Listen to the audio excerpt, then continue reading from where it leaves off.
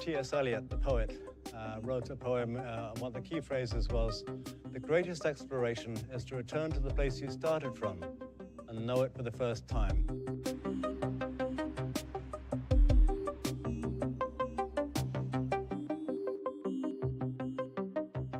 You are probably my earliest friend memory. We had recess twice a day, and each time you'd have a plot. And kudos to you for including me in your space, episodes. Science fiction isn't about predicting the future. Science fiction is about inspiring the future. Absolutely. We make up stories to make people want to do things. So did you think that 50 years later, people would still be talking about this thing? No, absolutely not. It obviously has an iconic shape, and there's a proportion to it. And I think that's a big part of why so many people love it. Aesthetically, it's beautiful. It's a little anthropomorphic. It's got eyes, it's got feet, it's got legs. It's just, it's a cute little guy. It's cute. It really is. I was hitting buttons. I know what the hell I was doing. I decided, directors would say to me, "Where's the fulcrum of the fly push?" And I'd say, "Oh, this is this one here, So, do it with authority. Do it with authority, man. They'll all think he knows what he's doing. I saw the blackness of space, and I saw the curvature of the Earth, how small it is, how beautiful it is, and I saw the beauty of the Earth, the starkness of space, and I was reminded more dramatically than ever how Earth is the only place we have to live. And good evening, ladies and gentlemen. Happy BYOB. Happy Friday. This is another segment of Voices from Fandom. Now, typically, my name is Mark, by the way. I'm one of the co-hosts from Voices from Fandom. Now, typically on every other Fridays, we show one of our other shows that we produce, which is Classic Television Smackdown, where we delve back into our past and we talk about old classic television TV shows that we all grew up with.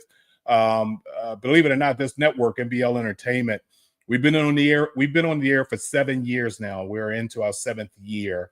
And one of the shows we do is Classic Television Smackdown, which we will preempt for a very special show tonight and show Classic Television Smackdowns next Friday night. But tomorrow morning, another show, which is our longest show and our original show, is Saturday Morning Cartoons, where we go back into the animated age of your childhood. And we talk about one of our banner TV shows it's Scooby-Doo. But my big favorite and my co-host, and I usually co-host the show with two other great people here. They know how much of a Johnny Quest fan I am. And tomorrow morning at 9 a.m., we're going to have a special guest co-host. And so that I don't get beat up by my own team, he wants to do a special on Johnny Quest. I mean, what better way to make me feel great about, being a host on this show by doing my number one top favorite Saturday morning cartoons. So that's Saturday morning. All right. So let me tell you what happened before I go ahead and bring up my co-host for this evening, as well as our guest for this evening. I like to have things fresh in my mind when I watch things that I have an intention of watching. I like for all the information to remain fresh in my mind. And I just finished this documentary, which I have to add a bunch of words like incredible, fantastic, dynamite, unbelievable documentary. I just finished it about 90 minutes ago. And I'm happy that I've watched this documentary prior to my guest coming on. I just basically got a lot of information about him in the documentary through other sources, but finally got around to watching the documentary. But along with my other co-host here. We have 2 Marks here today, guys. That's right. It's usually 3 of It's us. stereo. It's Mark, and Joe. So we got 2 Marks here. And Mark, let me ask you. You had mentioned to me that you have watched this documentary twice. Already. Twice. Yeah, I love it. May I ask? And I'm gonna fess up here. My intentions is to watch it again as well. Sure. But what brought you to watch it a second time? Because it just had this feeling of hope that I absolutely loved about it. And obviously it's about the eagle, but it just overall I just had this sense of hope and something I personally need right now. So yeah, so, you know what? You hit the nail right on the head. Yeah. Because even though the title says the eagle obsession, if you watch this entire thing from beginning to end, the people that he interviews in his own documentary, it's not just about the eagle. There's a lot more in this documentary. We as fans, self-proclaimed nerds, geeks, whatever you want to call us, just don't call me late for dinner.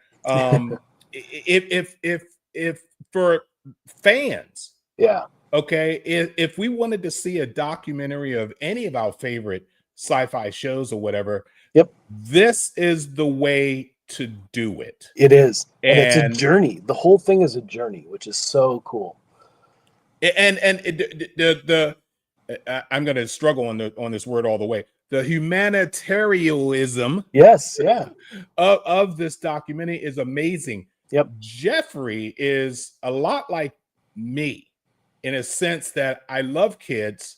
I love showing kids new things, if you want to call it new things. You know, everybody's space geeks and space freaks or whatever based on televisions and movies, but to literally have a representative from our genres, you know, come to your school and say, hey guys, you know, let's do this and let's do that, was heartfelt. It's like, whoa, so the dude is standing where I like to stand, you know, and yeah, it was great. What was your, and we're going to get to Jeffrey here in a minute, but we need to really slobber and drool all over this documentary as much as we can.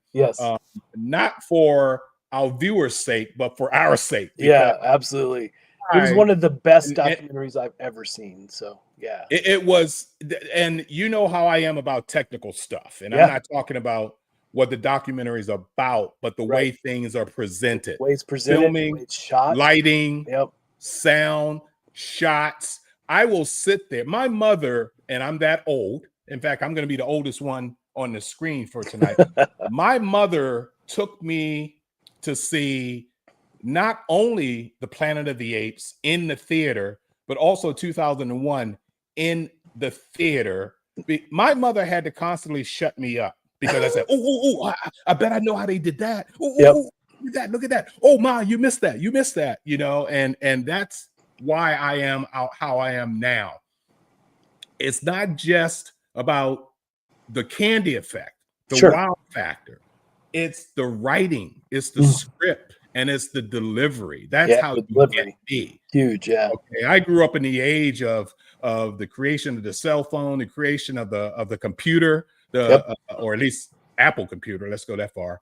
And I've been there, done that, and we've been there, done that in it for so long that now you have to up your game with me because there ain't nothing I haven't seen yet. Right. This guy, Jeffrey Morse, not only is he fantastic, it's funny, since we put on shows like this, Mark, we're in a sense filmmakers ourselves, and you know how much I hate the word podcast. Yes, I know. We're not a podcast. I hate that. I'm sorry. I was podcasting before they had cameras to show over the internet. That's podcasting when you're literally over the radio, you're talking all the time, blah blah blah blah blah. This is a webcast, damn it. Okay, and I'll fight you for it. This guy, I mean, not only does he produce, write, you know, and I know I hit a co-writer on this as well, but does all the hard work or whatever. You know, he's very photogenic. You know, he ain't got a lick of hair on his damn head, but he is photogenic at like you wouldn't believe on camera. Just so personable. So yeah. Very personable, very nice. And I'm like, oh my God, man, you're supposed to be an asshole. You know, you're not supposed to be, you know, this nice and still commanding a team. Let's bring this guy up. Okay, ladies and gentlemen, without any further applause, you know what this show is about. It's literally about a show, The Eagle Obsession, which is a documentary. And the writer, director, producer, the incredible all-around guy, his name is Jeffrey Morris. Say hello to Jeffrey. Hey, guys. Hey. How you doing? Good. Appreciate it. Appreciate you guys. It's good to have you here. Yeah, no, really appreciate the accolades. Appreciate the fact that you guys spent the time with it and watched it and everything. And what matters the most is that you enjoyed it. And so good. Mattered to you. So that's fantastic. Contrary to popular, I actually still have a full head of hair. I just shave it. Ah, you're like. Yeah, I just shave it. Too much maintenance, dude. Yeah, my brother. I just don't feel like dealing with it, man. It's like nice. It's funny. I used to actually have hair.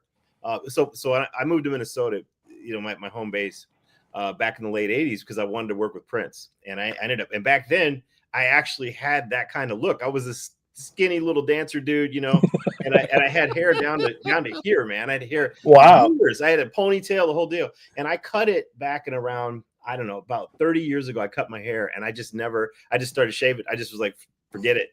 All right. You know what's funny? I just was spending too much time on it.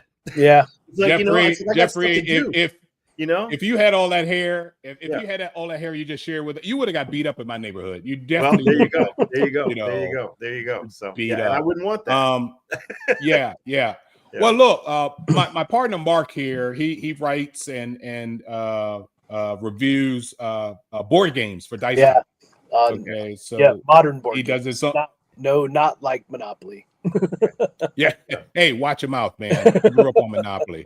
Okay. Number one, I was in line when Star Wars first came out, for God's sakes. Day one. All right. Me too. Don't knock Monopoly, Mousetrap, Clue. Mousetrap, yes.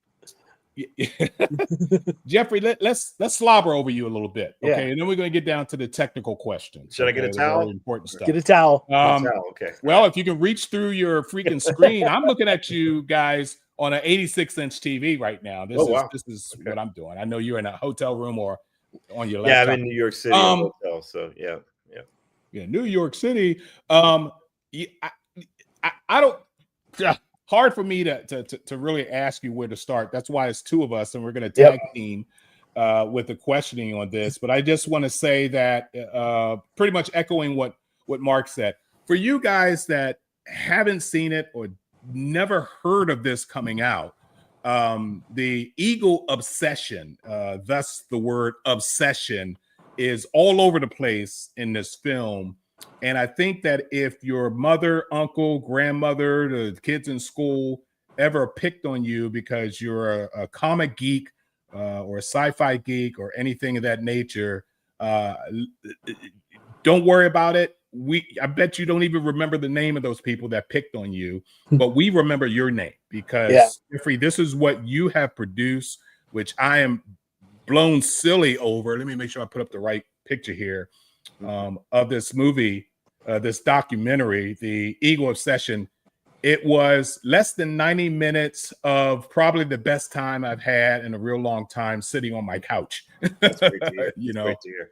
It was amazing. It was. So let me go ahead and prep the audience for right now. We have a chat room. If you're watching us right now and you would like to make comment or question within reason, guys, okay? Dude, holy crap. I just opened up the comments section here. Jackie, hello, how you doing, guys? Mike, if you guys have any questions for this guy, and I know it's kind of hard to ask questions about a documentary that you haven't seen yet, but we were granted special access by Mr. Morris here through, secret code watches and things like that. And we watched the entire movie already. And I would love to see this in an IMAX theater. Me too. I would really love to see this in an IMAX I definitely tried theater. to make the film so it would work theatrically. That's my goal, is to get this in the theater. Good. First and foremost, it's definitely, I'm a narrative filmmaker. First and foremost, I'm a science fiction, hard sci-fi is my genre. That's the kind of Sure. films I'm going to make. And, it's always been about visuals for me. And, I cut my teeth doing music videos and commercials and that sort of thing. So I really wanted to bring that kind of look and feel to this to make it big, and one thing is, a lot of documentaries tend to be dry, Yes. very, very dry, So much. yeah, it's talking heads, and it's they're talking to somebody off camera, and they and that sort of thing. And so the film's not available yet because we're still in the marketing development phase on it, so it's we're just in the festival circuit. So it is going to be showing at some festivals, and the best way to track and find out about the documentary is you go to eagledocumentary.com. That's a good place, or eagleobsession.com will take you there too. Right. And in fact, I need to put that, create a banner on that so it go across the screen on that. But before we do that, I've been keeping track of you on social media and all of these film festivals that you've been attending, or just showing the opening of your movie to friends, family, people that are still in the business.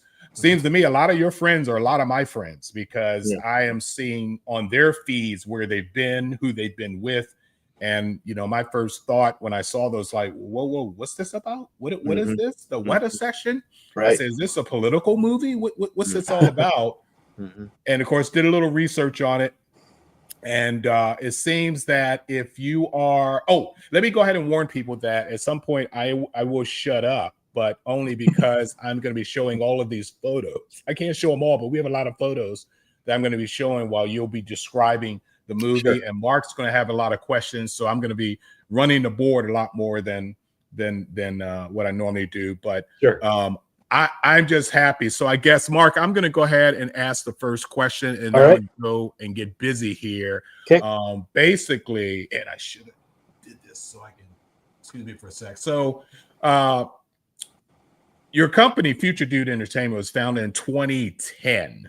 Yes. Okay. And by you. And obviously you have a couple other films that I want to talk to you about later on under that umbrella, Future Dude. I actually like the word. I like the name of it, I love the name so much.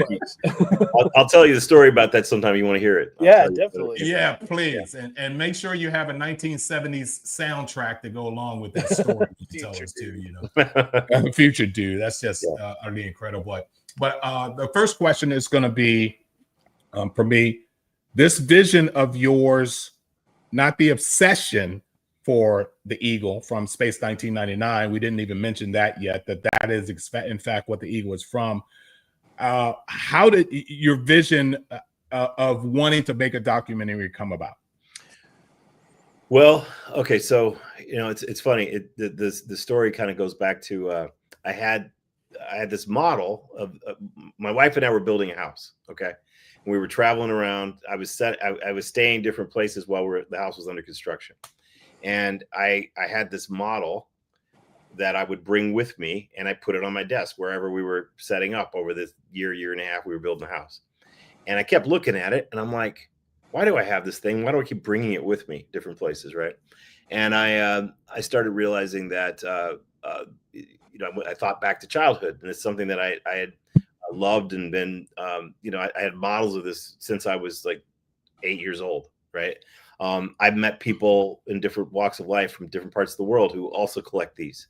I know you go out of the internet, you see people creating art of it and animations of it and blueprints, and right. And we're talking about, 50 years of people being enamored with this make-believe spaceship. And yes, people love the Millennium Falcon and people love the Enterprise. And I noticed on Mark with the K, the wall behind you had a Firefly. Firefly, yeah. Yeah, obviously a part of this fandom is loving the spaceships, right? Yep, absolutely. But there's something about the Eagle that I think is transcending it across the board. Just so many people love it. Yep. So I started asking questions, and I started realizing, I was asking people, why do you like this thing? Why do I like it? Why do you like it?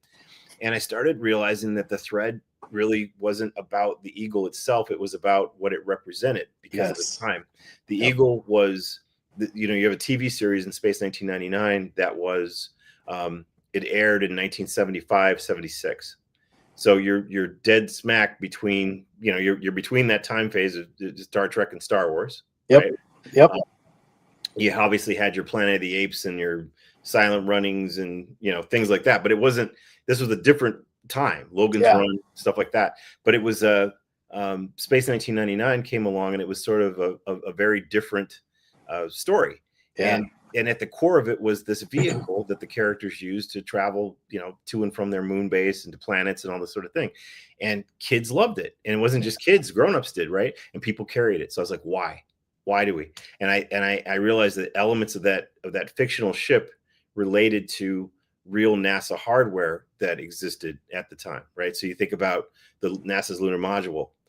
There were thrusters on that ship. There were maneuvering thrusters and all kinds of elements that looked like real spaceships. You know, the Enterprise didn't look like it didn't look like it was related in any way to NASA.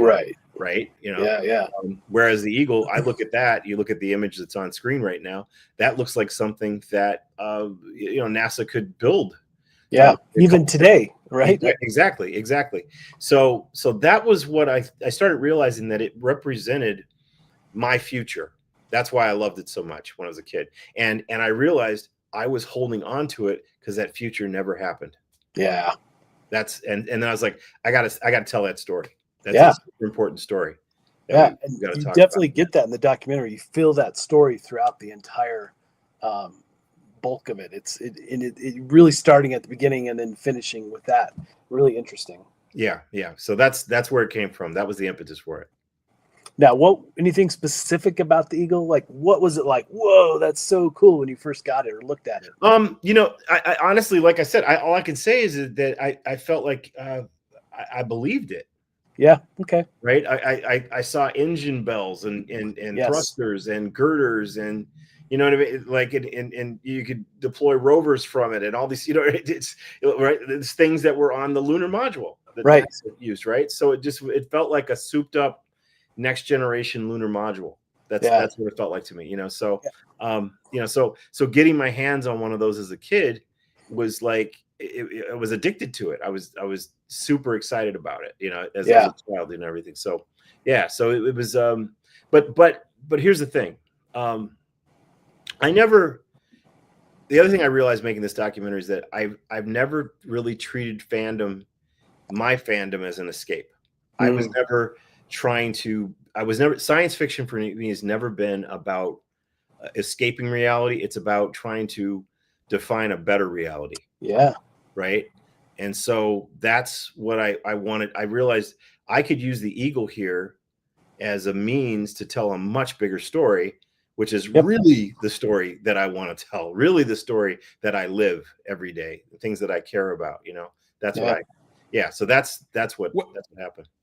Well, let me ask it, Jeffrey, since it is your passion, it's your obsession is saying that word in a good way, of course. You seem to have had the talent to round up a lot of people in this documentary that we all know and see sometimes every day.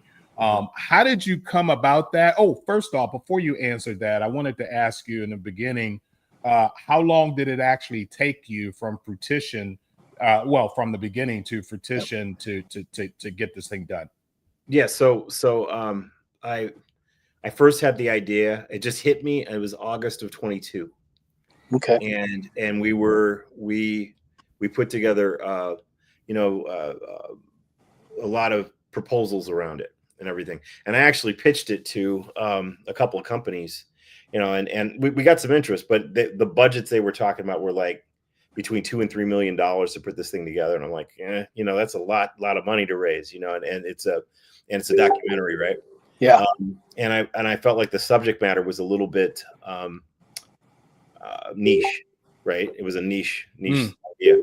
So what I wanted to do, I'm looking at the comments here. Yeah, definitely the Expanse is definitely, but we're going to get to the Expanse. I've got comments. I love the Expanse, but I got comments on that. We should talk about it. Yeah. Okay. But here's nothing negative. It's not about the Expanse itself. It's about the genre. But we'll get back to that. So, so then we did proposals, put it together, and I was able to convince my investor partners in my company to greenlight the film and start throwing some money in it. So we had our first shoots in June of 23, and we went through. So we went all the way through 23 and 24 shooting. We had I don't know 15 locations, something like that. Yeah. Took us different parts of the world, different, all kinds of different people. We had opportunities that came, and we jumped on them. And there were also aspects of the film that there were some things we wanted to do that we couldn't do. There was even more than what you guys saw that we, but it was a heck of a journey, and it was very challenging raising the money. It was very challenging getting some of the people on camera. That it wasn't. There were a lot of people who, once you see, the thing is, it's kind of like it snowballed, because once we had started having some footage, people saw it and they're like, wow, this is actually something worthwhile. So then we didn't have any trouble convincing people once we started making it, right? But I mean, funding it was always the challenge, putting it together. Now that's an image of my office in Minnesota. Nice. Yeah. So yeah, and there's it's one of my eagles that I collected and everything. So nice. Yeah, which is kind of fun. Yeah. So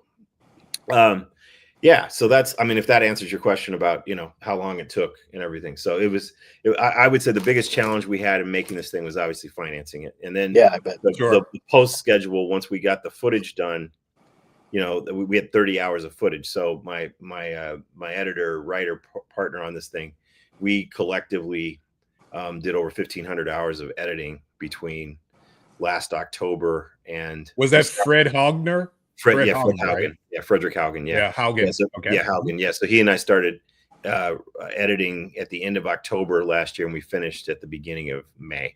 Wow. Yeah, so it was brutal. It was brutal. Yeah. We got to a place where we were like doing 12, 14-hour days, and the thing, like there's, I mean, he's got the editor credit on it, and he's a fantastic editor. He's very but I was in there as a director, literally. We're discussing frames. It's like that we need 2 more frames. We need to, it's like that's the level of micro editing we did on this thing, and I think it showed. Did you come out of that bloody? Did you come out of that bloody, Jeffrey? It was. Let me put it this way: I had to do some self repair. Oh, yeah. I had to come out of that. And, I mean, you know what I mean? It was like. Because I'm a guy who I really pride myself. I work out, try to take care of myself and everything. And it just got to this point by the last couple of months. It's like, screw it, man. I just got to sit here and edit, you know? And that's not, it's brutal. I mean, I can't imagine people do that all the time, what it does to their body. Yes. Hey, no pain, no gain, man. Yeah. No, you know what? We did it. We pushed through, and and it's amazing how long that takes. I mean, I do videos that are like 8 minutes, and I'll spend 3 days editing and filming. Oh, an 8-minute video. Yeah. Oh yeah. So Well, so I mean, and the product. Yeah. Mm-hmm. Yep. Yeah.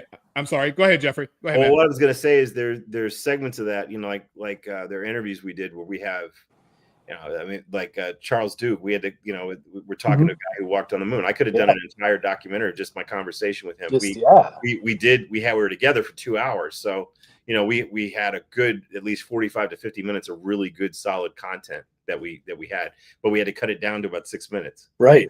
I mean, that's the part that's brutal. It's like, what do you let go? It's like, what do you, Shatner, I had like, we did about 35, 40 minutes. And actually we have some really interesting things that he and I talk about, but they just didn't fit the doc. So I had to cut them out, and everything. So that was part of the brutal aspect of this, was like having almost too much good stuff, Yeah. Well, that's an interesting point, because I mean, you had so many people, from model builders to writers to actors to astronauts. I mean, or were there multiple that you had the biggest impression on you personally? What did you walk away with? I was just telling somebody earlier that I think my favorite segment shooting this was with, I mean, all of it was great, but I think it was hanging out with someone who walked on the moon. Yeah. And actually hanging out with him, that image, that's Nick Tate, who's the But I was hoping you would have said. I was hoping you would have said Nick Tate. Yeah, that's Nick Tate. No, honestly, no, listen, I love the Nick Tate part. That was fantastic. But you got to understand, as I said, it's not about escapism for me. So it goes back to, I was a 5-year-old, which you see in the film. Yep. Like that, you remember the scene in the film where you can Yes. see that makeshift Saturn V? So cool. That's really what I built. I really did that. So it started with real space for me. It wasn't sci-fi. It started with the reality of it. The only reason why I got so into sci-fi is because reality wasn't keeping up with the dream. Yeah. Right, if that makes sense. So for me to get to hang out for 2 hours, and the Kennedy Space Center, NASA, they gave us the entire facility, just me and him. Yeah, that has to be amazing. That was insane, So I have to tell you, that was probably my favorite part, and this is filled with favorite parts. There's lots of great moments, right? But that was the moment that probably resonated with me the most. So from your conversation with him, what was it the thing that you took to heart the most? I think the part that I find most fascinating, that I really can't wait. Well, two things. One, it makes me very, very sad that we live in a world now where you have so many conspiracy theorists and the internet and all this nonsense that is actually, you've got millions of people who think we didn't really go to the moon. Right. And they don't have the critical thinking ability to recognize that like, well, okay, if we didn't, why would they do that? How would they do that? How would did they have the visual effects capability to fake it? Did they have the model built? Like it would have cost the space program to fake it. A lot. The effects alone. I'm saying the effects alone, not to mention all the hardware they built and all the infrastructure they built and all this, right? And it's like, there's no way. There's just no way. Of course you really did it, right? So that was one part, is that I realized that in making this segment, this is, for some people, will be the first time they ever really get to hear about the Apollo missions. Yeah, right. They really get to learn and hear about it, right? That's number one. Number two, I like the candor with which, these guys, it's always the right stuff. We're tough guys who are out, and he admits things in there, like when he says we came around the moon, and we and then there was Earthrise, and I didn't see Earthrise and go, oh my gosh, that's so beautiful. I saw the Earth and said, holy crap, that's like really far away.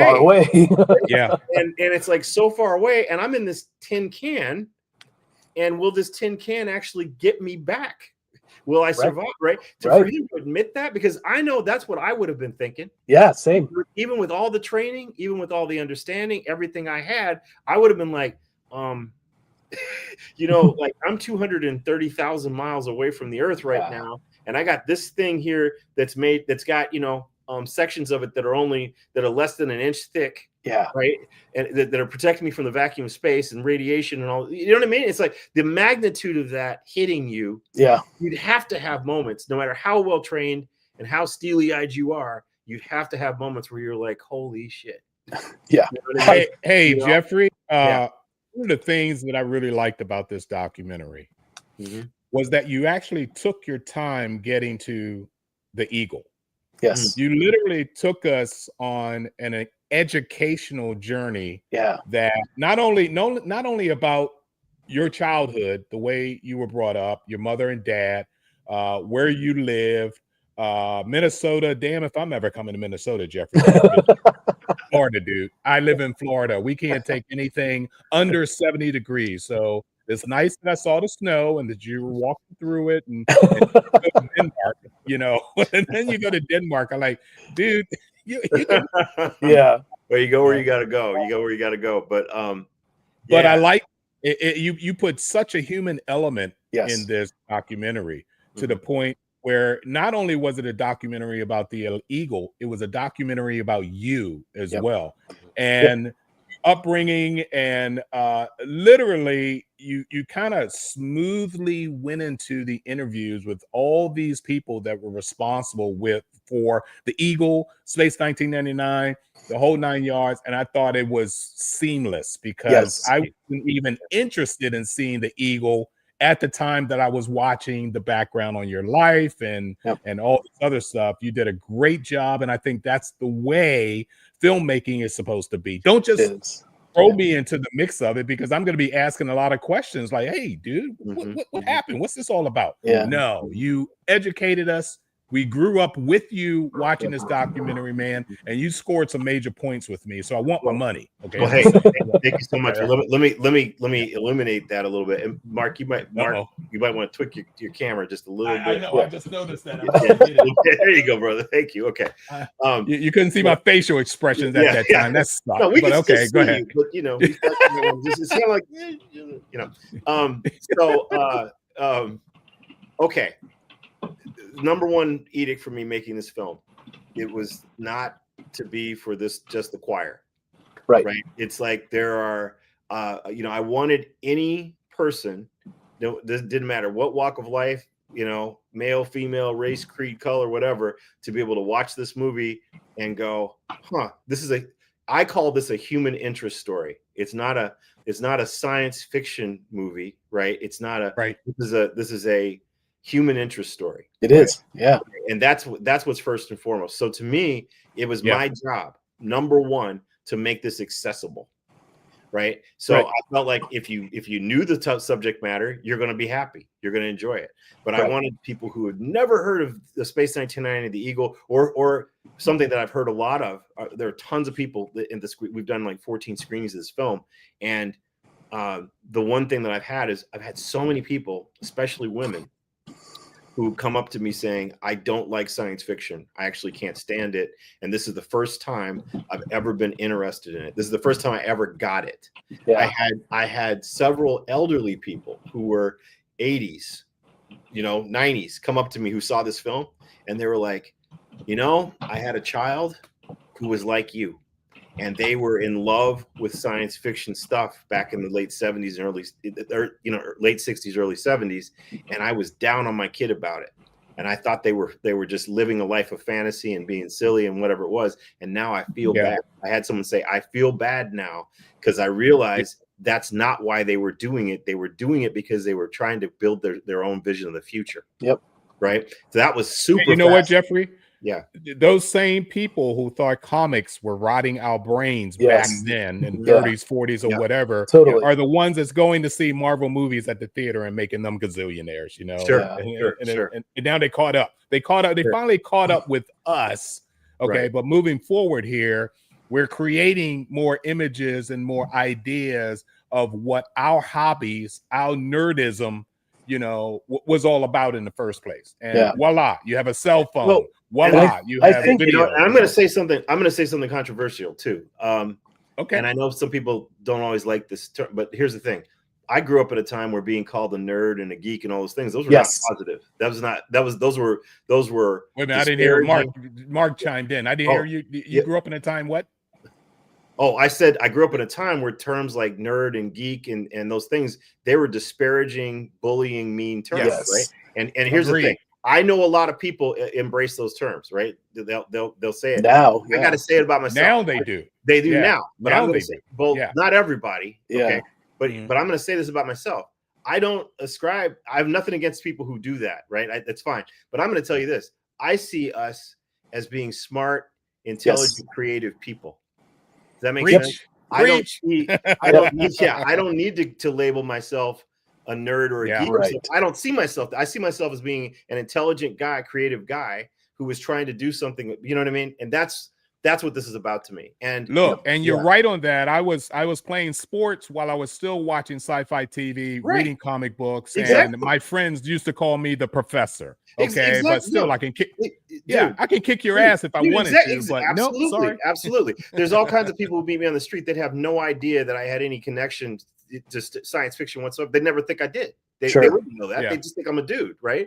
And I like that. It's not because I'm ashamed of it. I'm proud of it. I'm proud of the fact that I studied science throughout my life.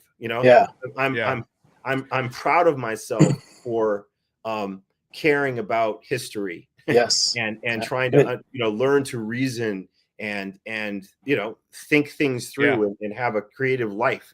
Those are important things. But by the same token, exactly as you said, Mark, I was athletic. I played sports during high school. I was good at track. I was good at some, I've always been an athletic person, always been, and so to me, this is about, we have a society that is, well, it's fraught with anti-intellectualism, and I think it goes back for decades. I think when I look at our childhood around those years, this has been a problem. This trajectory it started a long time ago. Oh, long time, yeah. So so anyway, getting back to why I made this film, a big part of this to me was to show people that, first off, I wanted people to see that there's different types of folks that actually loved and cared about these sorts of things, right? Sure. I mean, it's you guys have noticed watching the film, I don't make any issue of race in the film at all. Right. Because I don't go around making an issue of race in my own personal life. I don't. I'm a human being, same right? here. Right. Same. Yep. Right. I'm human. But yet I also recognize that to a lot of people, they're going to be like, well, I didn't know those people like that stuff. you know what I mean? Yeah. It was people were stigmatized even in the 30s. I mean, my God, Hitler executed people for being intelligent. Right. I mean, teachers and doctors and lawyers and all those kind of things. The people that threatened his own lack of intelligence, he knocked them off. But yet, thank God, the right side won that war, so the progression of those intelligent, smart people would still exist, would still continue, I should say. Hey, by the way, real quick, let's take a break real quick and say hello to Terry. Terry's over in Ireland right now. He's one of our regulars and also one of our team members here. With MBL Entertainment, and we know what time it is over there in Ireland, but he's been commenting up and down the wall, dude. Yes, it's cold over there, we know, Terry, but not here in Florida. We're having 86 degrees tomorrow, Terry. How you like them apples? But anyway, so let me ask you another question about you. In fact, I was impressed. The fact that, I mean, you and I grew up pretty much, you're not that much younger than I am, but we still grew up around the same time where it was black and white pictures, black and white television, the whole 9 yards. What struck me the most, not getting on the race issues or things like that, but your dad was an aerospace engineer. Am I correct on that? He was. Yep. And for that time, that's like unheard of. Oh no, my father, he faced, it was interesting. There was a different version of this documentary when I first started working on it, where I was going to go a little bit darker. I was going to get into the strife and the problems my parents had during the civil rights movement. My dad actually worked with, my father actually worked with Martin Luther King and helped organize marches in Chicago and things like that. My dad faced all kinds of racism when he worked in Arizona. My parents were like, my dad was one of the first black engineers in the Southwest, right? In that region. I'm sure. And as a matter of fact, when General Electric hired him, gave him his first engineering job, they were building a new facility in the Phoenix area. And my parents were, they had a housing complex where all the engineers were brought from Illinois out to Arizona. And the people of the housing complex would not allow my parents to stay there because they wouldn't let black people live there. And so General Electric was like, well, okay, this is insane. So they end up putting my parents in some nicer area than Nice. It was really cool. It actually turned out really well for them. But I guess the point is that they, my dad faced all kinds of racism every single day at work. All kinds of stuff happened to him, right? And I thought about telling that story, but then I was like, everybody's used to that. That's what we do. Yes, all the they time. are. It's always, woe was me, and this is so bad, and we had it so bad, and it was so awful. And the truth is, no, it actually wasn't. We had, first off, all humans, most of them, face strife for one reason or another, right? Sure. We all have challenges. We all have things that we deal with. And if you get the cards you're dealt, right? And the question is, how are you going to play them? Exactly. Right? And that's how I saw it, and that's how my parents thought. My parents never raised me to be a victim. They never carried themselves as they were victims. Good. They never believed that anyone owed them anything. They never wanted a handout. My parents were like, we're going to fight for what's ours, and we're going to get what we deserve. That's where my parents are coming from. And they taught me the same thing growing up. And so what I realized with this film, it was more important for me to tell the story of their success than to tell the story of their struggle. Yeah. Well, I feel like there's the real clear emotional thread here. It's not just about the ship, but it's about why we dream. Right. Absolutely. Yeah. Absolutely. And my father, so the truth is, yes, there was race stuff, but that really wasn't that. you know, I personally faced all kinds of race stuff. I touch on it in the film, but I didn't go there, right? As a child, it was actually pretty brutal, my childhood, but it doesn't matter, right? It's like the thing is like what at the end of the day, the story that I would like to leave the world is the story that I've told here, which is that I did grow up wanting to walk on the moon. I did grow up with a father who bought me a telescope. I grew up with parents, with a mother who took me to the library every week, right? Those are things that were real. Those are things that happen. And I think it's important that people understand that was real, that happened. And you can literally see the product of their work. You know what I mean? In terms of being able to see that story and see me as a human being and how I'm able to, do what I do and carry myself. I wouldn't be here if it weren't for them, in a lot of ways, right? So so I'm glad we touched on that. I just wanted to kind of say that. And I just want to remind people that we're here talking with filmmaker Jeffrey Morris. And for some of you guys, if you would share this link on your computer or however you got to the show, would you just share that on your page? Because even if you're not watching this or you don't have a chance or didn't have a chance to watch this live, you can watch this entire broadcast at your leisure, because it'll be sitting on YouTube, it'll be sitting on Facebook, and I would ask that you share this, because just like myself, I had no idea this documentary existed. The only way I even found this documentary was looking at my buddy Doug Drexler's Facebook page and talking about a premiere he just came from about this documentary, The Eagle. And I'm like, what do you? And then I did my research, yada, yada, yada, to the point where I said, I gotta have this guy on this show. And then watching the documentary, which should be getting to you guys at some point soon. We just had special access to watch the entire documentary. I mean, I was gobsmacked at how good it was. It's a documentary, and I like documentaries. I'm not going to say anyway, but I do like documentaries. But over and above that, I like good filmmaking. Yes. And this is without a doubt, and even if you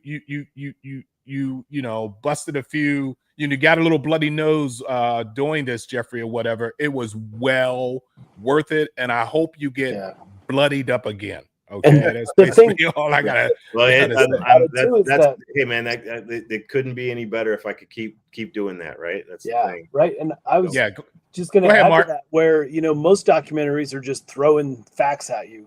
This one feels like we're on the journey with you. And I think that's the difference. Why it just feels like you just can't wait to see what happens next. Yeah, it's funny. We created this editorial edict with the film that we called it a potato chip metaphor, right? So what we did is we're like, when you get a really, really good bag of chips and you're like, man, that was good. Can't just have one. I gotta have another one. I gotta have another one. Then I gotta have another one, right? And that's absolutely what we wanted to do here, was to create this. And it was the other thing too, is we didn't want to stay too long in any segment, but we also didn't want it to be perfect. So short that you couldn't get anything out of it, right? You had to be able to get something. Well, Jeffrey, I have to admit there were some segments that I wanted more. It's like, oh my God, it's so. Oh, I want to hear more. But I get it. You get it. But it's like, look, I mean, I can't. We could have easily made a 2-hour documentary, but that's not really documentaries. Sure. You know what I mean? It's like you start getting up to 2 I hours. agree. I mean, I was just so fascinated by the part where you're recreating the effects, and I wanted to see more. Oh, well, now the good news is we are in the midst of. We start on Monday. We're making a. I'm going to call it a sidequel to this, which is there's a movie called Beyond the Eagle Obsession that we're doing, and Beyond the Eagle Obsession, it's going to be about 50 minutes long, and it'll be done in February. And there's there's segments of this that I had to cut out that I was like, man, because I was wondering if you were going to bring that up. Hercules. I filmed segments about that really went further into fandom with this, and but the part of what I thought was important to not dwell on fandom too much in this documentary. I felt like the one guy who built the huge eagle was representative of fandom. Oh my gosh, that was amazing. Yeah. Right. You know what I mean? Yeah, know what? Go ahead. I know that guy. Oh, yeah? It's surprised. Yeah, because I used to host conventions in Germany for 20 years. Oh, sure. And Yes. yeah, and Yep. the Germans all came down, not the Germans, the Europeans all came to FedCon, which is this Yeah. convention in Germany that I hosted for 20 years, like I said. And I know exactly who that guy is, but I didn't know he was doing this. But let me say this real quick. Everyone knows that I am big on soundtracks, okay, music and soundtracks or whatever. One point on that is what you guys did to the soundtrack to Space 1999, which happens to be one of my favorite theme songs. Anytime a Philharmonic orchestra is involved, and if you listen to Space 1999, which is an incredible opening, you know, and then listen to the credits at the end of your documentary and what you did with that, you put me into a little bit of a quandary here, dude. I want to hear more of that. Oh, sure. No, that was pretty good. Well, thank you so much. I mean, well, first off, you know, I'm a big music guy, I'm a musician myself, and I worked with this guy Michael Nelson, who's based in the Twin Cities with me, and Michael and I have worked together for about 20 years off and on. And I went to him when I started this project. I was like, man, I've got some ideas for the music on this, because one of the things that I thought was important to make this accessible to a broad audience was to not go down the path of quirky orchestral everyday sci-fi music, right? Stereotypical music. Right. And one of the things I wanted to do was actually go in depth on the kind of music that lots of different types of music that I personally love myself. And so, you know, this film is very, very personal to me from a music standpoint, because I every time you hear a cue in there, it's music that I really like or care about, you know? And so Michael was able to, and the other thing I thought was important was to, as you said, give us a 70s style soundtrack, give us, there were parts that music, that 70s music, we made that. You know, and we had to work with lots of references and different things, but I wanted, you know, I originally thought about trying to get access to all these songs from like the 70s.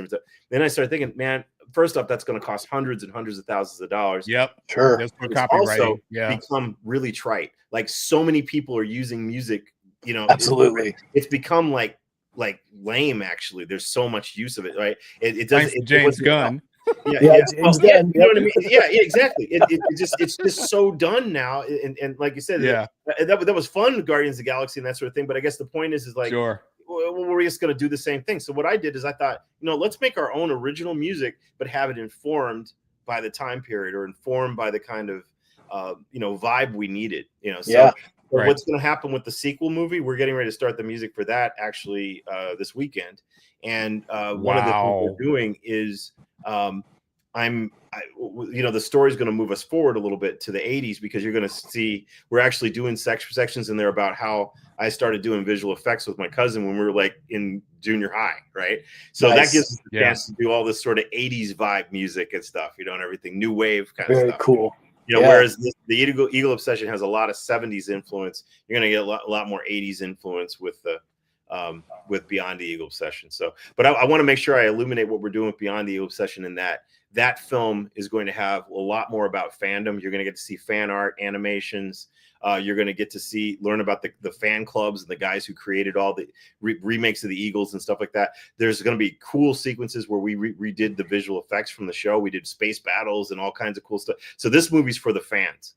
We've got a 50-minute movie that's really for the fans. And you know, now I think that people who see the Eagle Obsession and like it will like this movie too. There's tons of stuff for them in it. But what happened was I had all this, like, for example, I have an aerospace engineer named Aldo Spadani who we shot a segment for the Eagle Obsession with him where he's an aerospace engineer who consults on Hollywood films.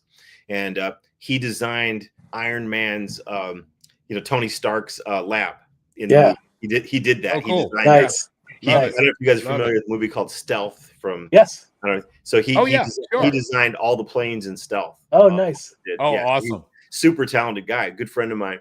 And so he breaks down how the Eagle really would fly, and then he designed a version of, like, if we made one in real life, how would it work?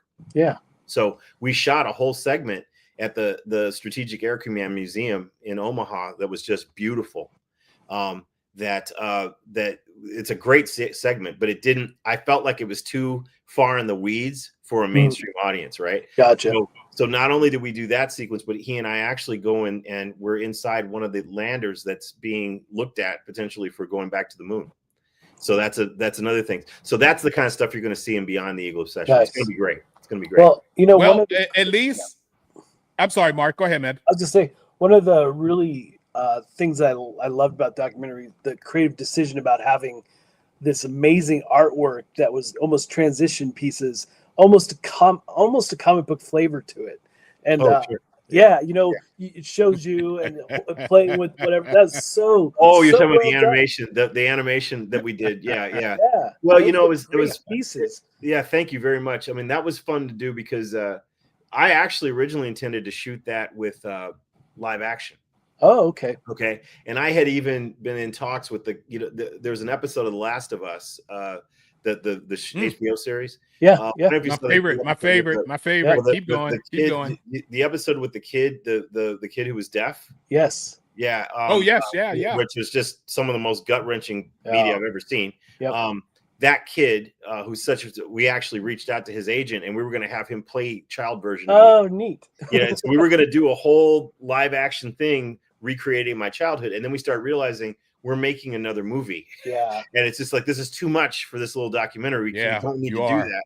So I was like, let's just do animation. And I had a great animator I worked with on some of my other projects and I brought him in and it turned out great. You know? It's amazing. It really caught my eye. Those segments and they're great for do you have a name for part 2? Part 2 is called Beyond the Eagle Obsession. Beyond. Oh, cool. Yeah, I actually saw a banner that you put up on that Beyond one. the Eagle Obsession. Yeah. So look, you have people running up and down here on our board. Once again, we're talking to filmmaker Jeffrey Morris here, and he produced a documentary based on the Eagle from the show, the 70s show, Space 1999, which is one of my favorite shows. At least season 1 is. Yeah, at least season 1. I don't know if you noticed, I literally say that in the doc. Yes. You did. Yeah. Do you? Yeah. Yeah. The entire. Yeah. At least it's interesting because Nick Tate, we didn't put it in the doc, but he talked a lot about what it was like between the seasons, the first season, the second season. And he said that, they brought on this guy, Fred Freiberger, who, he's the dude that basically killed Star Trek too. That Fred. Yeah. Okay. Yeah. Fred Freiberger. So it's like people, it's like, let's bring him in to destroy our show, Yeah. He and it was just unbelievable. The stories that Nick told me about Fred Freiberger blew my mind. I mean, like coming in going, telling Nick, hey, I'm going to give you a promotion to like lieutenant in this season. And Nick's like, dude, I'm already captain. Oh. You know what I mean? It's like, he's like, I'm going to make you a star. It's like, actually, most of the fans actually love my character already. This guy did not get the show at all. Right. So bad. He just came in and just wrecked it, and everything. Now, nothing against the people who actually like the second season. Fine. Sure. Yeah. It's not my thing. It was just, even as a kid, look, I was like 8 and I'm watching this thing and I'm like, what are they doing? With all the rubber monsters. I gave up. I actually stopped watching it. Yeah. Eventually all these series have to get canceled. At some point they're going to jump the shark. And, and that's the sad part, right? It's like I think about like all those Irwin Allen shows. You think about those shows in the 60s, right? That were Land of the Giants, Lost in Space. Yes. They all start off so strong. They all started off very strong, super very grounded and strong. And then by the, you get like a season in or whatever, and suddenly like you get the space carrot, rubber monster, space carrot people, and all the like. What are we doing? And it's it's really interesting to watch. So anyway, So I'm a big fan of what's going on, with everything. So it's well, let me ask you about. I mean, obviously you went to Heathrow or you went to London, let's say, and you went to Denmark. You went to Pinewood Studios. You got it with some of Doug Trumbull's people, I do believe, right? And but you had to meet Nick Tate here in the States. Yes. Right? Yeah. He lived here, so you had to fly all the way back. I think the most impressive thing that I saw when you were overseas, when you got that cockpit for the Eagle built. Yes. Yes. And it's like, how did I you just wrangle decided to go that? for it. I just decided to go for it. Okay. I was wondering how you finagled I was thinking it. We need a piece in this that's something that you've never seen a fan do. Right. And to me, it's like, if you're really going to push it and you're really going to do it, it's like, why don't we rebuild the cockpit of the Eagle? And actually, we were going to build more. If we could have afforded it, I was going to build the whole Oh interior. my God. The whole interior, you know, but it was just. Well, Jan had already done that though. Jan pretty much Jan built a 25-foot model, right? Yeah. Model. What I wanted to do was build a 1-1. Sure. You know, where it's the interior of the Eagle, right? And you could just go in there and just be in the Eagle. And you know, it's so we got the cockpit done. We did it. We pulled it off, and it was very accurate, you did. very beautifully done. Very so, nice. Very nice. Yeah. So very nice. So I was impressed. Yeah. Thank you. Yeah, I was. Yeah, it was so cool. Yeah. So look, unfortunately, you guys, we don't know when this will be released. We're waiting for distribution. I say we as if I'm part of this movie myself, but I'm promoting this, Jerry. You know, we're waiting for distribution. I can't wait till people other than who you had at the film festivals and at the premieres see this documentary, because in my opinion, this is really something that needs to be on a major network. It does. And as they should, since there's nothing but crap on the major networks. I think they should find some space in there, preempt something that I don't like, the damn reality shows, and throw this documentary in and get that sort of feedback, you know, back from them. How much more time do you have with us, Jeffrey? You got me. I'd love to keep going a little while longer. Happy to do it. Yeah, because I'm surprised. Sci-fi with you guys too, you know. Yeah. Whatever you guys do. We're not done yet. We're not done yet. I'm just surprised that Terry is still awake in Ireland watching us right now, but that's my boy. Appreciate it, Terry. Good job on the comments, Terry. My buddy Lee, I want to give some shout outs to people in the chat room. You've seen I've been putting up their comments up on the screen. Lee Anderson is a huge, what did Lee say about the Twin Cities? Oh yeah.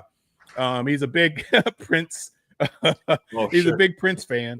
Yeah. And he obviously giving some shout out on that. A lot of you other folks that are still up and watching, thank you so much for being up. We're talking to Jeffrey Morris.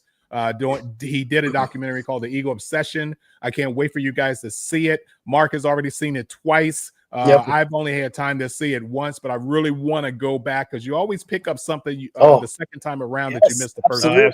Absolutely. Yeah. No, for sure. You know, hello, Mike. We know you're here, buddy boy. We know Mike is here too. So I love too. I'm looking sorry, go ahead. No, go for it, Mark. I was going to say, I love this fact that you have this. You make science fiction that inspires, not terrifies. Yes. So you're hitting a point. You're hitting the point that I wanted to actually talk to you guys about. So one of the things that I realized in making this film that I thought was super important was the idea that we need more aspirational visions of the future. Absolutely. You know, I think that's something.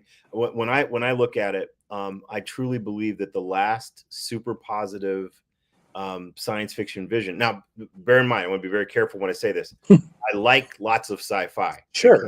Right. Okay. I like The Expanse. I read The Expanse books before I even saw the TV show. Right. So it's not. I'm not trying to say I don't like The Expanse. I like it. But what I will say about The Expanse is the world as depicted in The Expanse, the universe in there, I would not want to live there. Oh, I agree. Oh my God. It would scare the hell out of me. It would be terrible. It would be terrible. What was that? The belt? What was that called? The belt? The belt. The belt. Yeah. It's like I wouldn't want to live there. I wouldn't want to be part of that. The Earth is wrecked. It's you know, right. Everybody's fighting and violent, and you know what I mean. It's so for me, I look back at like Star Trek: The Next Generation. And that's kind of the last time to me that there was a world that I was like, man, I wish I could live there. I wish I could live there. Now I liked Deep Space Nine. I like all this stuff, right? That's what, but my point is, Next Generation at its high point, that's the universe that I wish, you know what I mean? That I could. Okay. All right. Well, I'm going to ask you this question because you and I have a mutual friend. Okay, a mutual friend in the term. And Mark, he's been here on our show already. Yeah, and that's Lee Stringer. And Lee Stringer worked on Alien Earth, and we had Lee and another filmmaker on who worked on Alien Earth or whatever. Would that be a future that you would want or not want to live in? No, I well, first off, I think it's the future we're heading toward in a lot of ways. This whole thing of like corporate, you know, this kind of corporatocracy, right? Where you've got these, you know, if it's up to some of these tech billionaires, that's exactly what they want to create. They want to create a world where they're in charge and it's all, you know, and they own it all, and we're all little serfs, and they have their kingdoms and their whole thing, right? And To me, it's terrifying. I mean, it's not, what I find to be a real bummer in this is I don't think that the world we're creating is one where we're not creating a Star Trek universe right now. No, right? not even close. It feels like we're either that's too utopian. I mean, that's no, we're either dream. heading toward the Hunger Games or Mad Max. Yeah, you know what I mean. And then I see some of these guys talking about like we're going to create this we're going to go off into space. I'm not going to he who will not be named talking about going off into space and doing these things. Yeah. And what I realized is if this person creates, he who not be named, I just got if this person creates what they're talking about, it's not creating the rebellion, it's creating the empire. Yes, absolutely. Yes, you're absolutely right. The empire, right? Okay, and I'm sitting here going, all right, so the future we're building is humans going out and creating, a dark sort of, potentially violent control. You know what I mean? It's right. The dog eat dog. I'm sorry, I grew up at a time where. I don't think that was the world in 2001: A Space Odyssey. We didn't get to see Earth in that really, and get to see, that future. But I didn't get the feeling that that's where they were coming from. Right. When I see the future 2010, yes. 2010. Oh yes, 2010 was more towards reality in 2001. Yeah. Sure. Yeah, I like 2010 a lot. Me too. Actually, it's so good. I love that movie. I do too. I really like the movie Blade Runner, but there's no way in hell I'd want to. Don't want to live there. You know what I mean? You're right. I don't even think I want to visit. It's like I mean, maybe stop by for a few minutes or something. But it's brutal. It's brutal. Yeah. And I guess I feel like these visions of dystopian futures and these negative.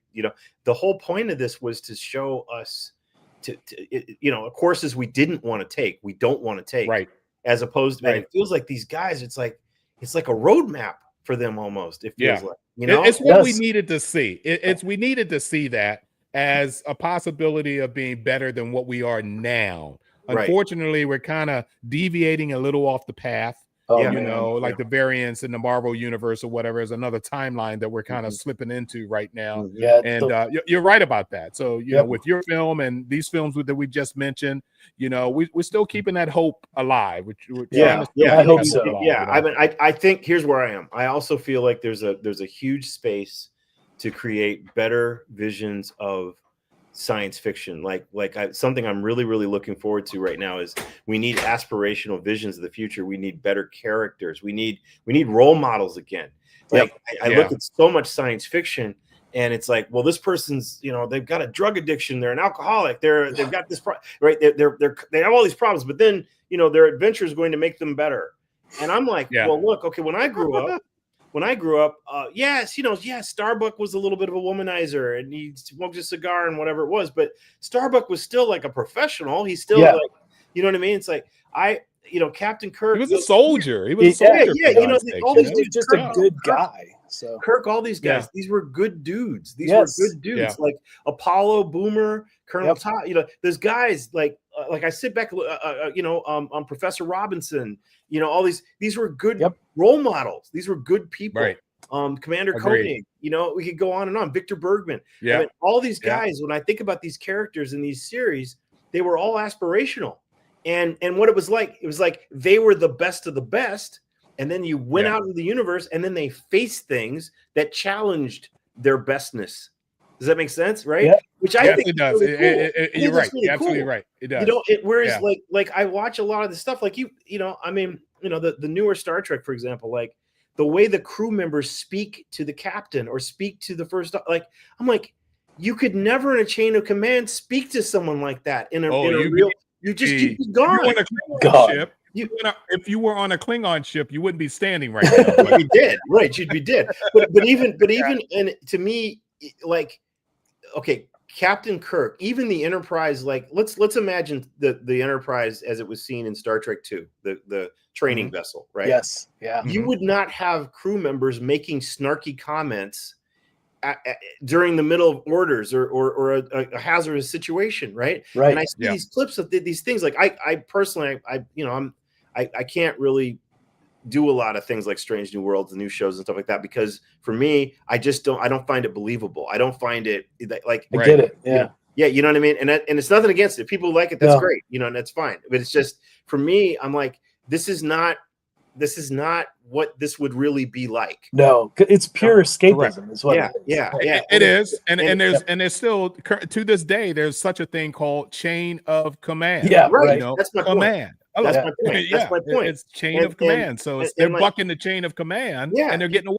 Yeah, You couldn't do it. You wouldn't do it. You'd be out of wouldn't there. be able to do it. Yeah. You couldn't. And so you know, so my thing is like, one of my dreams is to really create I have a really cool space opera concept that I want to do someday. That I want to bring back the fun and the swashbuckling and the heroes and the characters that we can look up to and characters that we want to follow and that we want to, you know, in interesting situations that, you know, that's what I want to create. That's my dream. Then this is probably a good point to segue then. Mm-hmm. Tell me about Seraph. I had it. I practiced this word for a long time. And Persephone. Tell me about Persephone. Yeah, so Persephone is another film that. Persephone is a sci-fi feature that I'm developing that it's been working on for a number of years. We got really close to getting into production around the time that COVID hit, and that derailed it. And you know, a lot of people, as you start to find out the film industry, a lot of films take on average between 8 and 15 years typically for a lot of films to get made, and people just don't, you know what I mean? It's like years and years and years of development, you know, and things get started and then they stop, or you have an actor attached and something happens and they get, you know, it's just the way it works, right? So this is a film that's still going to get made, and I know there are people out there very excited to see it. But it's my 2001. It's a story about you know, humans colonizing Proxima B, which is the nearest planet orbiting the nearest star, a realistic, you know. And the idea is that it took them 50 years to get there, and some of the colonists are in hibernation, and then there's a small number of colonists that stayed awake to run the ship, and some of whom who accidentally had some kids that they didn't plan to have, and we follow some of those kids, and then those kids are paired with somebody who has been sort of thawed out of hibernation, and they all have to go down to a planet to deal with a technical dilemma before the crew arrives. They have to get there first, and when they get there, they discover that there's something on the planet that they didn't anticipate. Of course. Well, but it's different in the case of this, that the thing that they've discovered is something that's truthfully, it's benign. It's nothing. It's not a threat to us. We're the threat to it. Nice. Okay, we're the threat to it. We're the aliens. We're the invaders. We're the problem. And so when they discover that that's the case, the characters have very, very different reactions. The children who were born on the ship, who are now in their early 20s, they're all like, "Hey, I've lived my entire life planning to live on this planet. I'm not gonna not live on this planet because of this thing that we've discovered." And of course, to the person who remembers Earth and all the damage we did to Earth and all the problems that were there, she's like, "We can't go and make our first act of landing on a new world, destroying something. Been here for billions of years. We can't do it." And they end up in a very, very big conflict that ends up between these two factions of humans because of this circumstance. That's what my story is about. Nice, cool. So it's a human story. It's a big adventure. It's a hard science fiction. Everything we do in it's realistic, could really happen. The technology is very grounded. Cool. I approach things, you know, like how do you make this so it could really happen? How do you make this so? You know, so we don't have tractor beams and phasers and you know, transporters and things. You know, there's no lightsabers. This is you know, what if you're really lightsabers? You know, Hey, look, I love lightsabers. I'm just still want to make movies about them. You know, it's like I do. I think they're really cool. I think there's lots of sci fantasy things that are awesome, but I also think there's got to be more like movies like The Martian. You know, where it's like, my God, you hit it. That's one of my favorites. Absolutely. Right there. That could be that's where I'm going, is like, I want to create I want to become the Tyler Perry, you know, in that Tyler Perry makes movies and TV shows for a niche audience that loves that stuff. Yeah. I want to be the guy who makes you want to see hard sci-fi, come to me. That's where I want to go. Yeah, cool. That's awesome. Oh my God, that's freaking dream. incredible. Yeah. Oh, wait a minute. Let me see. What did I just want? Oh shoot, I can't read this. So real quick, I'm a huge model guy as well. So I'm really curious. You know, you found a lot of that archival footage and pristine models and stuff. And what was like some of your toughest production challenges in the film? But also, is there any actual models still left from the show? Oh, you know, it's amazing. We actually did a screening today here in New York City. And I had a fan who came out and he actually brought one of the shooting miniatures from the show. Wow. Yeah, Oh, he actually wow. had an eagle from 50 years ago that So was actually cool. seen on screen. It was crazy. Oh, I was my God. watching. Where did he get that in an auction or something? Did he get that in an He actually auction, got maybe? it. It was actually something that was given to him by the model builder from his collection. Wow. A guy named lucky Martin dog. Bauer. Yeah, Martin Bauer did the Yeah. models for Space 1990. That's amazing. Yeah. So it's pretty well, tell us a little bit about Brian Johnson while you're at it. Well, Brian, you know, he's he worked on Brian. Yeah, there's Brian. He worked on Thunderbirds. Yes. And then he was recruited from that to worked a lot with Derek Meddings, and who was really well known for doing James Bond effects and that sort of thing. But Brian and I ended up talking a lot about the Eagle and how how he designed it, how it happened. And he designed basically one of the most iconic ships in the history of sci-fi, and it's a pretty amazing story. So I got to hang out with him and talk about it and learn all about how he created it and why and all that, which is pretty cool. Yeah. So I definitely share the Christmas morning getting the Eagle, the big, the toy, the big one. And then I had a bunch of die-cast versions of it. And, oh, sure. Oh, I'm so stupid. In that documentary, Jeffrey shows that commercial for that damn big thing. Yes, I did. I'm like, oh my God, that would cost a fortune today if we asked our mothers, our parents to get us one of those, Yeah. It was one of my favorite. Just the fact that you could pull it apart and make, make the small. Yeah. So cool. Yeah. So cool. Yeah. That was and okay, in a not a biblical way, but how in the world did you land Barbara Bain? Oh yeah. We reached out to her agent and we told them what we wanted to do, and then she saw some of the footage we'd already shot. Oh, cool. Oh, that's fantastic. It told her that it was worth her time. But then what happened was, she hadn't agreed to be in it. I just tried to get to know her as a person. So nice. We had lunch and got to know each other, and we had a long conversation for a couple of hours, and we very, very little of the conversation was about Space 1999. Actually, we talked a lot about where we grew up, and she told me a lot about her childhood, and she grew up in Chicago in a very, very, very rough upbringing. She saw seeing people killed in front of her, kind of bad part of Chicago stuff, and she told me all about that. She told me about some of the persecution she faced for being Jewish when she was younger, and all kinds of stuff. So it was so we had a lot of and then I started learning all about her work in civil rights and her work in education. She's been involved in helping over 4 million kids learn how to read. People don't know this. She does quietly, but that is so cool. She's done some amazing stuff. So we had a lot of conversation about that sort of thing. So we really, when you saw the rapport we had on cameras, because we knew each other, and everything. Which was did you talk about her husband at all? We didn't. Okay, Martin Landau. For people that didn't know, and, they were divorced for many years too. Gotcha. Right. Yeah. Sure. So Sure. Yeah. It's incredible what you put together here. I don't think we're done yet, but there's still people that I see here asking a few questions. But actually, they're not asking questions; they're just making comment. Somebody said I just went to his website. I'm assuming it's Future Dude. Your website, Future Dude, and signed up for his newsletter for more info. Everything sounds pretty cool. Okay, so people that don't know, how do they find your website? What is it? Well, so you can go to futuredude.com and see all kinds of stuff there. And if you don't, and then also, like I said, Eagle Obsession, Eagle Documentary, those will both take you to information about this documentary. Is there any other sci-fi ship you have an obsession of? Yeah. Is there a second? Is there a second place? Well, I'm actually developing a sequel to this that's going to be called The Enterprise Effect.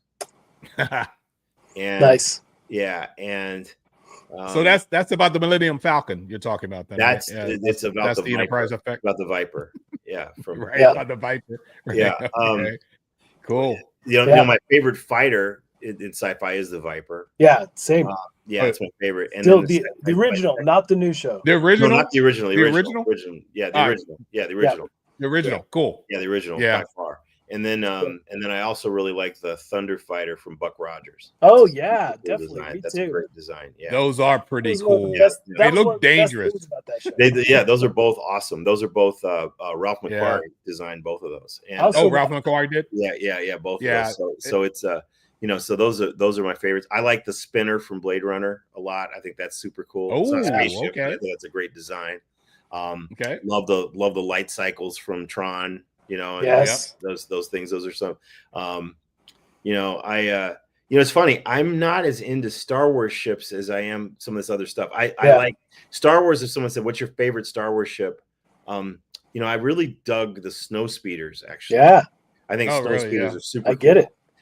Yeah. I like the Millennium Falcon. How can you not like the Millennium Falcon? But How can you not? Yeah. yeah, but I'm a lot more into like the some of these fighters and things, those Sure. designs and everything. Sure. So I don't know if I have one favorite or anything. I love the original Enterprise from the original Star Trek. Sure. But I actually think that the Series. Enterprise D is really cool from Next Generation. I do think the too. Enterprise- I like the I think D. it's awesome. I think it's awesome. I mean, it's one of the things that kind of saddens me when I look at all the design lineage of what happened with Star Trek kind of beyond then. It felt like they kind of, the ships kept changing and getting more detailed. It's like there was something that happened between, if you look at the lineage of like the original Enterprise to, the reboot, the refit, to the Excelsior, to the I think that was marketing. You can I see think that was marketing. you can see that. Yeah. You can see that lineage. Yeah. And it's beautiful. It's super cool. And the Enterprise D is just such a sleek, cool design. It looks really cool from certain angles. It really is a neat feel to it. So Are you into any other of Jerry Anderson's shows? Well, Jerry Anderson's UFO is I like the Enterprise. He asked about the Enterprise E. I love the Enterprise E. That's a cool design. Right. The Enterprise E is cool. As a matter of fact, John Eves, who designed the Enterprise E, he actually did a poster for the Eagle Obsession. You can see it on the website. Yeah, that John Eves did. Yeah. So I like the Enterprise E too. The Enterprise E feels like a souped up version of the refit Enterprise. Yeah, it does. Stronger. Absolutely. It looks stronger. It looks a lot stronger. Yeah, too. it looks. But it looks in terms, like aggressive. Cool. Yeah. Yeah. So I was Jerry always Anderson's. You didn't. But anyway, Jerry Anderson. We have. Yeah. Where I was going to go. Oh, let me ask you. Let me mention this point. It's a good thing that Joe's not here, Mark, because he hated all of the Jerry Anderson stuff. Oh, he, really? He literally he calls them. Okay. I'm up 5 o'clock every freaking movie, every freaking morning. Okay, what's on at 5 o'clock in the morning on MeTV Tunes is Fireball XL5. Screw you. You don't like it. You don't like it. Okay, I watch my Captain Scarlet. I watch my Thunderbirds. I'm going on a rant here. There's my Joe 90 that I liked here. You don't like it. Get off my lawn. Get off your lawn. I will say that my two favorite shows of all time are probably Jerry Anderson's UFO and the Prisoner. The Prisoner is not by Jerry Anderson, but the Prisoner.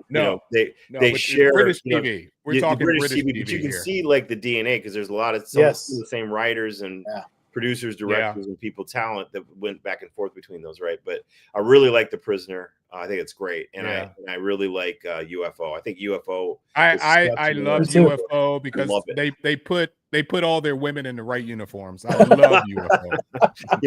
I'm telling you.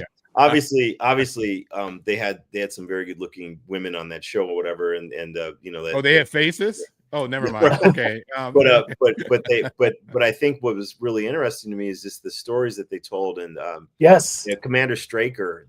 He's my favorite sci-fi commander. He was so tortured, and the tragedies that he goes through, and seeing him as this damaged person, and then you go and find out kind of why halfway through the season. It's just so interesting. And I think the arc of it's just great. I love UFO. I think it's fantastic. Yeah, I mean, I like it way more than Space 1999. Honestly, it had some really gritty story stuff. It did. It was dark. It was dark. Really was dark. Yeah, It really did. dark. I think the Brits had the greatest soundtracks. I mean, if you think of Oh, yeah. UFO and their music, Oh, Space yeah. 1999 and their music, Yeah. even Captain Scarlet, you know, the Well, end credits it's on all Captain you're Scarlet. talking about Barry Gray. You keep talking. It's Barry Gray stuff. is Yeah, absolutely. Barry Gray, and he was just such a amazing composer. So Yeah.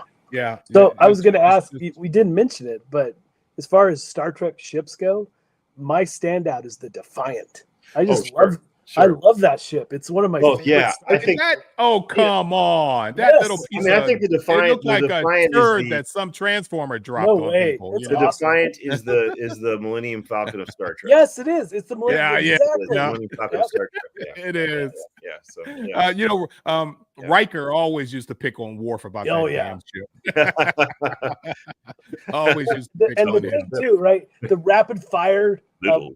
photons on that Yeah, thing. yeah, man. Yeah, I remember the first time the rapid fire photons. First time I saw that, I was like, "What?" I thought that was awesome. I was like, Yes. you know, it was like Yeah. So good. It's just, yeah, it's so cool. Yeah, So cool. it is a cool ship when it Yeah. comes to battles. Yeah. It No, comes and to hey, battles, but I it's- think Deep Space Nine, honestly, if you look at the visual effects when they did those space battles and all the stuff, Yeah. I think Deep Space Nine has better Wolf effects 3 than any of the shows now. 95, whatever. Yeah. Yeah. Yeah, it was like Yeah, it started in what It 92, did.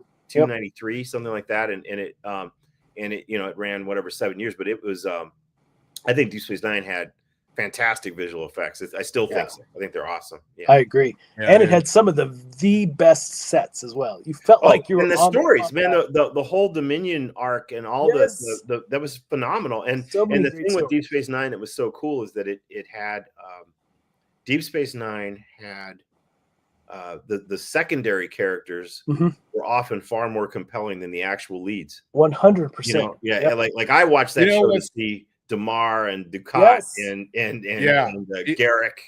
Yep. Garrick, who I Yeah. think is one of the best Star Trek characters. yeah. I love I that agree. character. You know, I Garrick love is that spy, unbelievable, that right? CIA spy. Yeah. Well, it was Look, just so it was just so interesting and so dark and twisted, and there's so many layers to it, and all the games he'd play, you know, and everything, finding out kind of what his true story was and everything. So yeah, it was really the Delta Flyers. Hey, Yes. believe it. Yep. Yeah. Believe it or not, the Deep Space Nine is the Europeans' favorite Star Trek series. Yes, I know. Yeah. But I get that. You know what's funny? I do too. For I a do long too. time, Yeah. for a long time, Deep Space Nine was my favorite, right?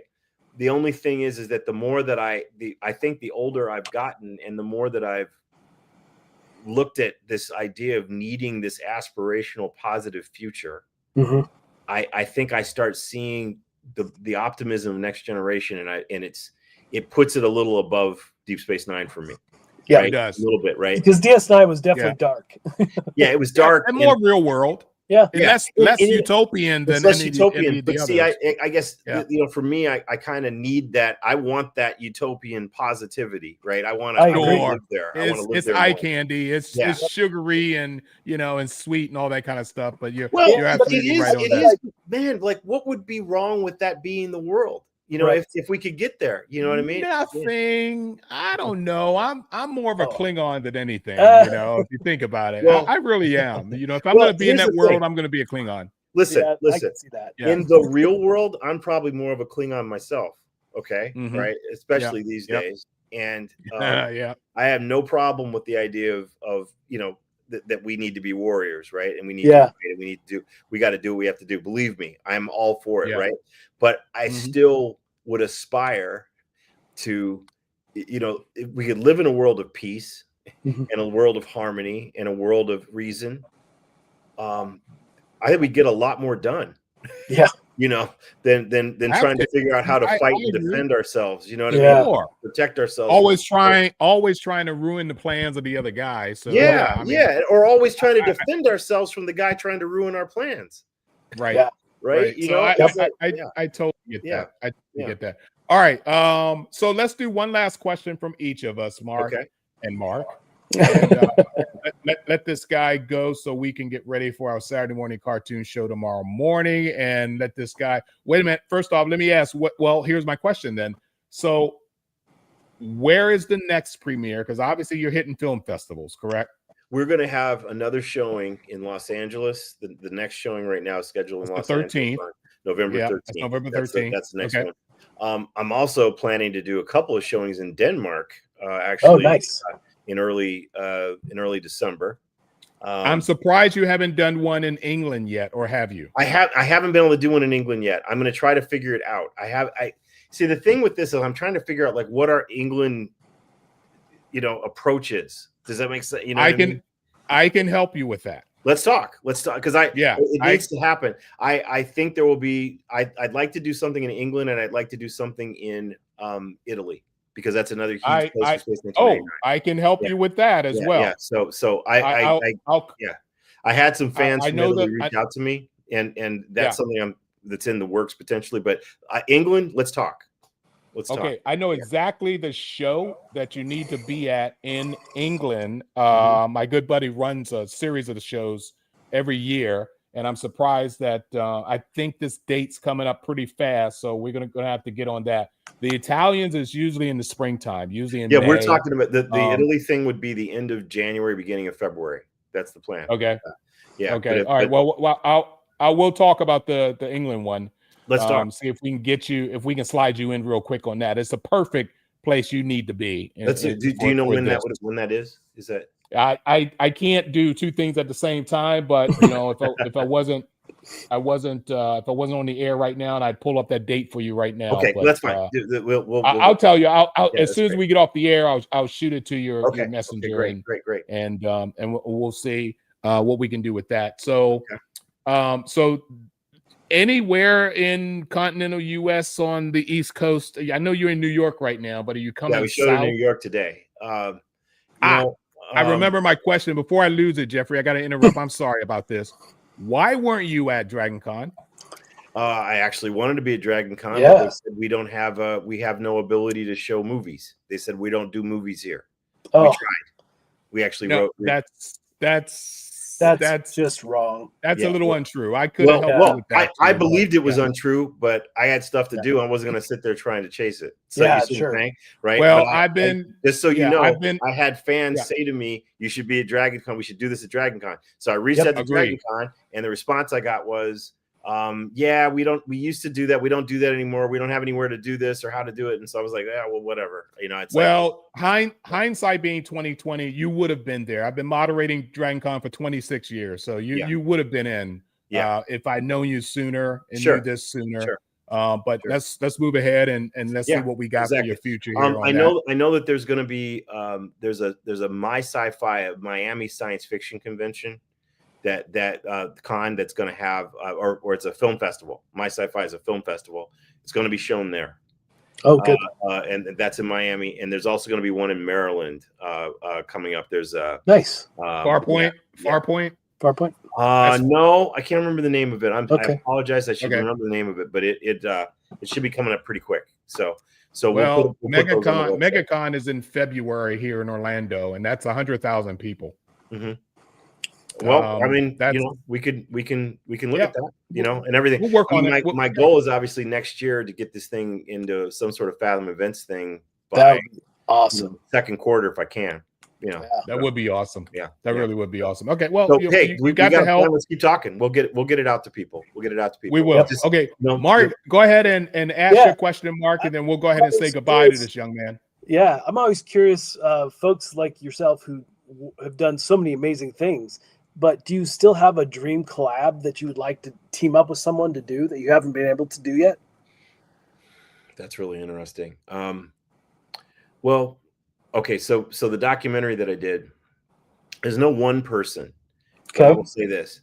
I think that the story of going back and looking at more of these influences from when we were young, and how they impacted the whole generation, I think there's a whole story there. So, for example, I'd really like to go back and talk to Lee Majors and Lee Wagner about doing the bionic stuff, right? Mark. And then what I'd love to do is take them or go talk about bionics that are being done nowadays. Sure. Right? Yeah. How this all right. I'd like to talk about Man from Atlantis. Yes. Right? And talk about Duffy. Oh yeah. You know what I mean? So it seems that the format that you saw happen in the Eagle Obsession, I think that could be a lot of things. At least two more movies. I could do at least two more movies that are just my personal influences as a journey, you know. That's awesome. So those are that would be my answer to you for that, you know, and everything. So I'm all in. Wow. Yeah.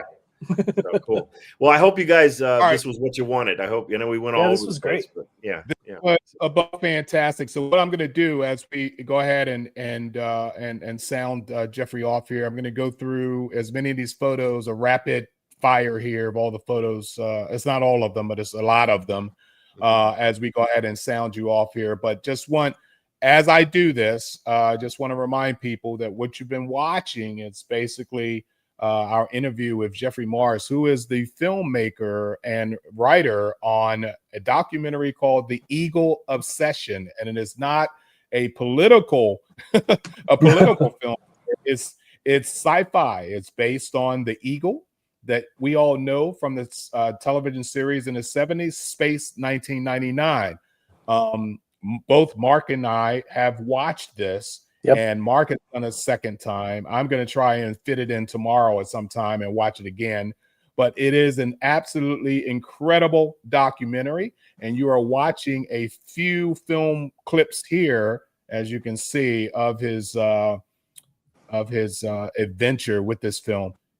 Jeffrey, I have to tip my hat off to you, buddy boy. It was striking. It was very, very striking. I really enjoyed it. Couldn't take my eyes off of it. The sound was incredible. The music that you had going on, incredible. The education was phenomenal. And your experiences with the young people actually building their own landers. That was so cool. Oh, thank you.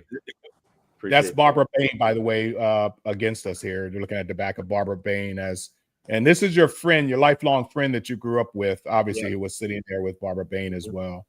But as you can see a few pictures here, we really enjoyed your attendance here. If anyone needs to get a hold of Jeffrey Morris, or you want to visit his site, which is what you really should do, you go to futuredude.com. That's all one word, futuredude.com, and take a look at everything that he has there.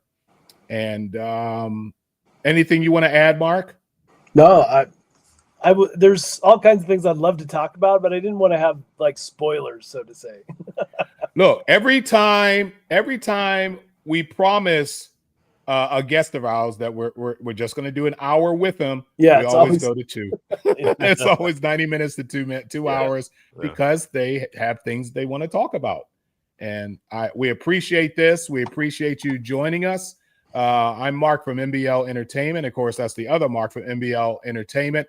And tomorrow morning, like we had mentioned before, you're going to see Saturday morning cartoons tomorrow morning at 9 a.m., which we're going to focus on Johnny Quest. Are you a cartoon fan, Jeffrey? Certainly old school. I loved Johnny Quest and the Jetsons and all that kind of stuff. So yeah, for sure. It's been a great show. We really appreciate you. Let me get our faces. Oops, sorry. Mr. Octopus will have to do a couple things at the same time here. It was fantastic. We really appreciate you. Appreciate you guys, man. Appreciate you guys. This was so fun. We wish you all the luck in the world, and we're going to help you push this thing out to a wider audience. Fantastic. That's what I need. I need the help. I need it because, like, I want people to know that we made something here that's of quality that deserves to be seen on a broad. You know, it's not a typical documentary, and we put a lot of effort in here with the visual effects and the cinematography and the music and the sound, and this is a movie. It's a real movie, you know. So it is. You got two. I think could impact science fiction fans, space fans, space enthusiasts, but generally, just if you're interested in an interesting human interest story, I think we've created something that very much so. Yeah. You got two witnesses here. You know, you got 2 witnesses here, and we definitely want to watch it again. All right, cool. Without a doubt. Thank you, guys. Ladies and gentlemen, thank you so much for watching us. We appreciate it so much. Jeffrey, hang around for a sec, and Mark, you know to hang around. We'll talk to you guys hopefully tomorrow morning, if not next weekend or next Friday night, where we do Classic Television Smackdown. I have no idea what the topic's going to be. But tomorrow morning is Johnny Quest. So thank you guys for joining us here on Voices from Fandom. Appreciate you guys. God bless.